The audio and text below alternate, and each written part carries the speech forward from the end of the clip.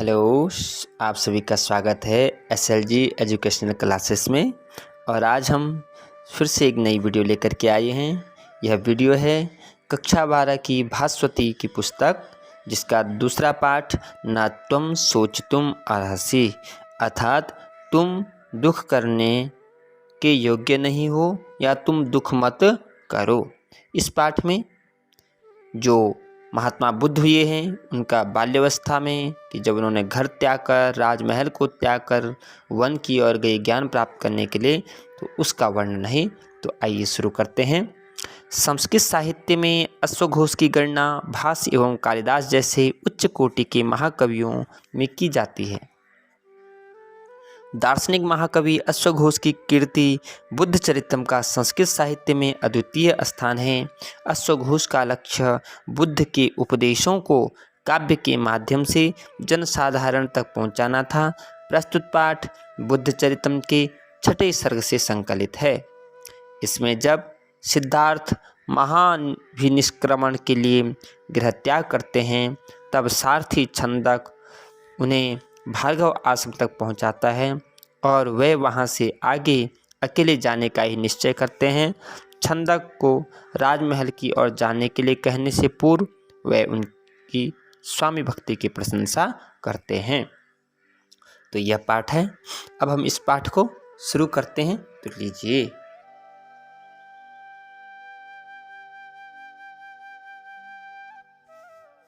तो आइए श्लोक का प्रथम श्लोक देखते हैं। ततो मुहूर्ताभ्युदिते जगच्चक्षुषि भास्करे भार्गवस्याश्रमपदं स ददर्श नृणां वरः। श्लोक का अन्वय करते हैं। ततः नृणां वरः मुहूर्तः जगच्चक्षुषि भास्करे अभ्युदिते भार्गवस्य आश्रम पदम ददर्श। अब अन्वय के अनुसार अर्थ देखिए। ततः उसके बाद, कब जब वो घर से निकल गए और रात भर चलते रहे, तो कहा चलने के बाद क्या हुआ। ततः उसके बाद नृणाम वरः, नृणाम मनुष्य और वरः श्रेष्ठ, मनुष्य में श्रेष्ठ कौन होता है, राजा या राजा का पुत्र हुआ। तो यहाँ पर राजा तो है नहीं, लेकिन यहाँ पर कौन है, सिद्धार्थ। तो कहा उसके बाद वह सिद्धार्थ मुहूर्त, जो समय था, कौन सा समय, जगत चक्षुषि भास्करे अभ्युदिते, जगत चक्षुषि, जगत के जो नेत्र हैं, ऐसे कौन, भास्कर सूर्य, यानी कौन सा मुहूर्त होता है जो सूर्य के निकलने का समय होता है, सुबह का जो सुंदर मुहूर्त था, अभ्युदिते, उसके उदय होने पर है, भार्गवस्य, भार्गव के, आश्रम पदम, आश्रम में जैसे इन्होंने कदम रखा, अपने चरण रखे, ददर्श देखा। उस सूर्योदय के समय में इन्होंने क्या देखा, भार्गव ऋषि के आश्रम में अपने को देखा, अपने को पाया कि हम सूर्योदय के समय रात भर चलते चलते समय हम कहाँ पहुँच गए हैं, भार्गव ऋषि के आश्रम में पहुंच गए। ततो मुहूर्तम अभ्युदिते, उसके बाद जो मुहूर्त था, जो समय था, उदित काल, उदय होने का जो समय था, किसका, जगत चक्षुषि भास्करे, जगत के जो नेत्र हैं, भास्कर, सूर्य को जगत का नेत्र इसलिए कहा जाता है क्योंकि सूर्य के आने पर ही संसार में प्रकाश होता है और तभी हमारी आंखें देख पाती है। यदि अगर सूर्य न हो, रोशनी न हो, तो हमारी आंखें भी नहीं देख सकती। इसलिए कहा जगत के जो नेत्र स्वयं भास्कर हैं, वह उदित होने पर भार्गवस्य आश्रम पदम, भार्गव के आश्रम में उन्होंने ददर्श, अपने को देखा, नृणाम वरः, उन मनुष्य में जो श्रेष्ठ कौन, राजकुमार। दूसरा श्लोक देखते हैं। सुप्त विश्वस्त हरिणं स्वस्थ स्थित विहंगमं विश्रांत इव यदृष्ट्वा कृतार्थ इव चाभवत्। इसका अन्वय करते हैं।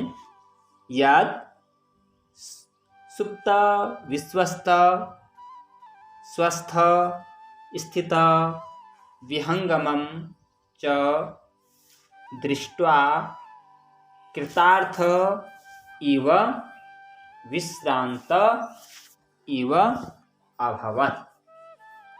अर्थ करते हैं अन्वय के अनुसार।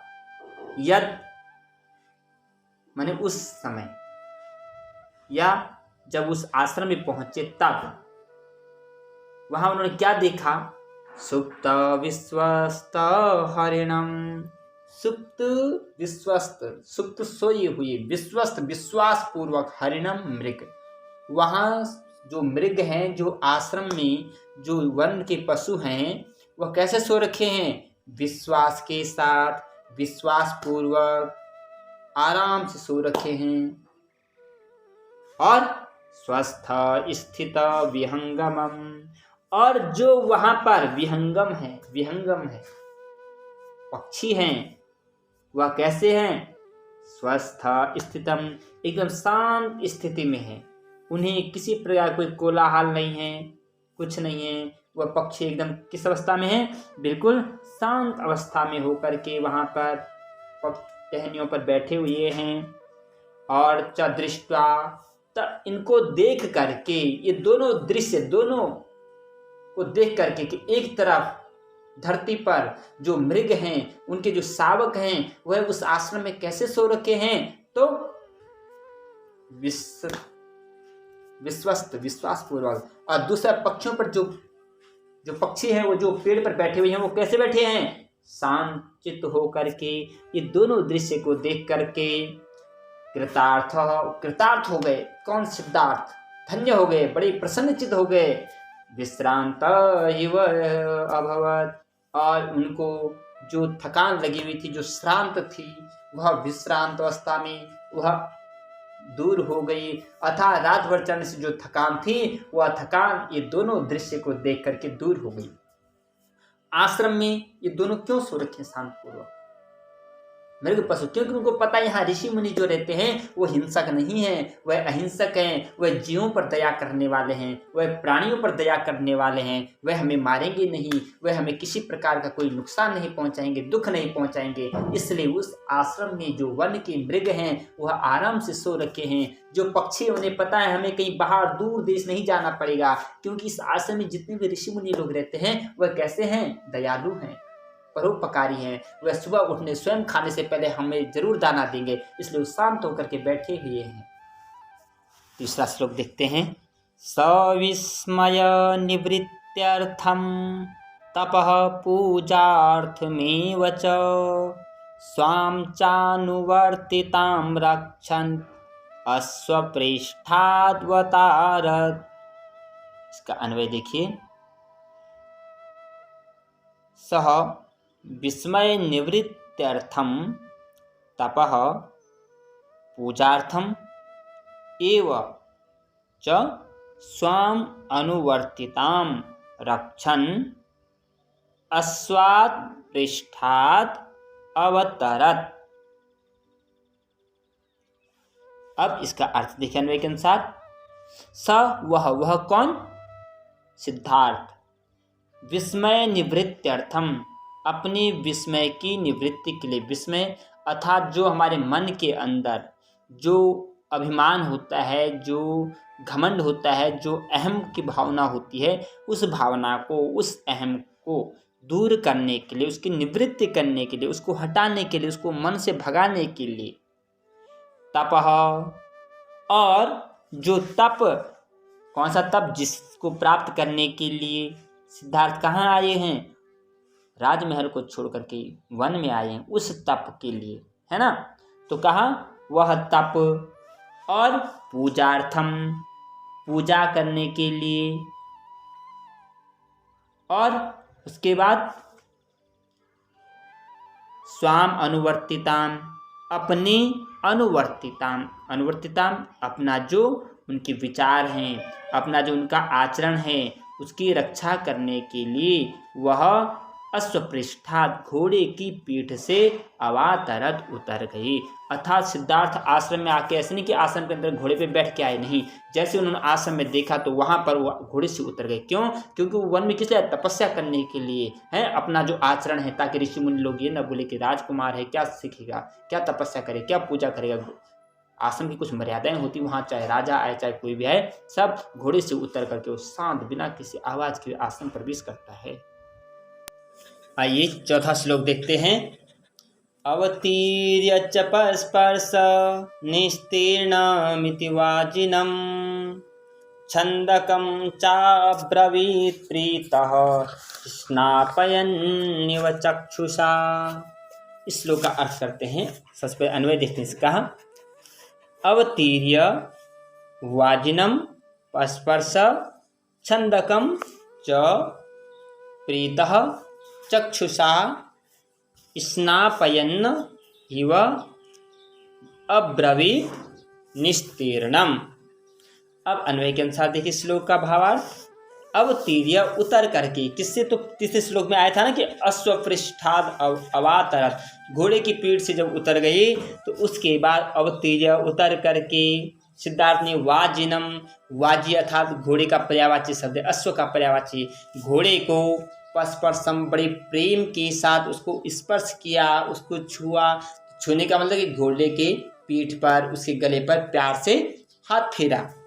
और उसके बाद छंदकम च प्रीतः, और जो छंदक था, जो उनका सारथी था, घोड़े को हाँकने वाला है, उसका नाम है छंदक। और उस छंदक को प्रीतः प्रेम से, चक्षुषा अपनी आँखों के द्वारा, स्नापयन स्नान कराया, अर्थात प्रेम से आँखों के द्वारा स्नान कराया, मतलब आँखों से बड़े प्रेम से देखा।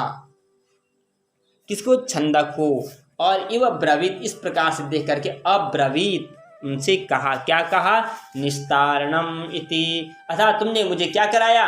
निस्तारणम कराया, अर्थात तुमने मेरी जो राह थी, मेरा जो रास्ता था, अंधेरी रात को तुमने मुझे राजमहल से इस वन में, इस आश्रम तक तुमने जो मेरा रास्ता मुझे यहाँ तक पहुँचाया, मुझे यहाँ आने तक की जो मदद की, तुमने मेरी हेल्प की, उसके लिए तुम्हारा धन्यवाद। इस प्रकार से आंखों से सिद्धार्थ उनको क्या कर रहे हैं? ज्ञापित कर रहे हैं। 5वां श्लोक देखते हैं। इमं तार्क्षोपमजवं तुरंगमनुगच्छता दर्शिता सौम्य मद्भक्ति विक्रमश्चायमात्मनः। अब इसका अन्वय देखिए। कह रहे हैं सौम्य संबोधनवाचक शब्द है, हे सौम्य, तार्क्षोपमजवम इमं तुरंगम अनुगच्छता अयम मद्भक्ति आत्मनः विक्रमः च दर्शितः। इसका अर्थ देखिए अन्वय के अनुसार। सौम्य अपने से जो ज्येष्ठ या श्रेष्ठ, उसके लिए आदरवाचक शब्द के लिए हम सौम्य शब्द का ही प्रयोग किया जाता है ना, श्रेष्ठ। ताक्षोपमजम, ताक्षो कहते हैं गरुड़ के लिए, हैं कहा गरुड़ की भांति। इमम यह, कौन? तुरंगम, यह जो घोड़ा। अब घोड़े के लिए 3 पर्यायवाची शब्द हमें मिले। सबसे पहले आया था अश्व, उसके बाद आया था तुरंगम, नहीं उसके बाद आया था हमारे पास वाजी, और अब आया तुरंगम, है ना। तो कहा इमम तुरंगम, यह जो घोड़ा, यह जो अश्व है, यह जो वाजी है, यह किसकी तरह है? चल रहा है ताक्षोपमजवम,